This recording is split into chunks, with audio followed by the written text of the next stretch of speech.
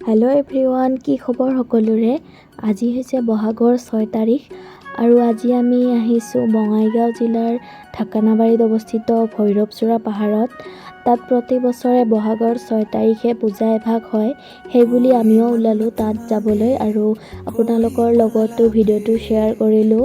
যোনে যোনে যোৱা নাই তেওঁলোকৰ জানিব পাৰিব যে কেনেকুৱা ৰাস্তা, কেনেকুৱা কি আছে।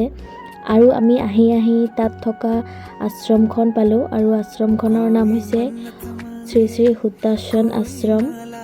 আমি যেতিয়া আশ্ৰমটো পাইছিলোঁ তাত মানুহ বেছি নাছিল, কাৰণ আমি সোনকালে গৈ পাইছিলোঁ। আৰু মোৰ ভিডিঅ' চোৱা কোনে কোনে গৈছে প্লিজ কমেণ্টত জনালে ভাল পাম। মই এইবাৰ ধৰি 3বাৰ গ'লোঁ তাতে। আৰু এয়া চাওকচোন, আমি অকলে উঠিব ইমান কষ্ট হয় আৰু ইফালে ইমান গধুৰ ওজনৰ বস্তু লৈ উঠি আছে, কাৰণ পাহাৰৰ ওপৰত দোকান দিয়ে, পানী বটল, চৰবত, আইচক্ৰীম সেইবোৰ সকলো পায়। তাত গ'লে পিছে ঘৰলৈ আহিবলৈ মনেই নাযায়।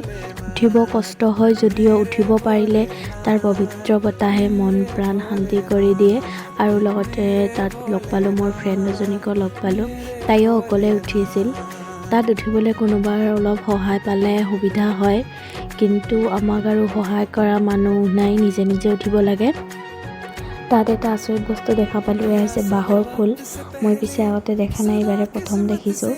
আৰু উঠি আমি মেইন মন্দিৰটো পালোঁ। ইফালে মেইন মন্দিৰত পূৰা মানুহ ভিৰ হৈ আছে, সেৱা কৰি আছে। আমিও পটাপট সেৱা কৰি ল'লোঁ। ইয়াৰে মন্দিৰটোৰ নাম হৈছে ঐতিহাসিক ৰত্নপীঠ শ্ৰী শ্ৰী ভৈৰৱ মন্দিৰ।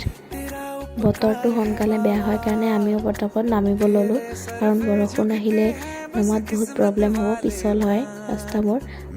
নমাৰ সময়ত বাঁহ ল'ব লাগে, বাঁহ ল'লে সুবিধা হয়। এয়া আমিবোৰ মামা, ভাইটি, ভণ্টিহঁত।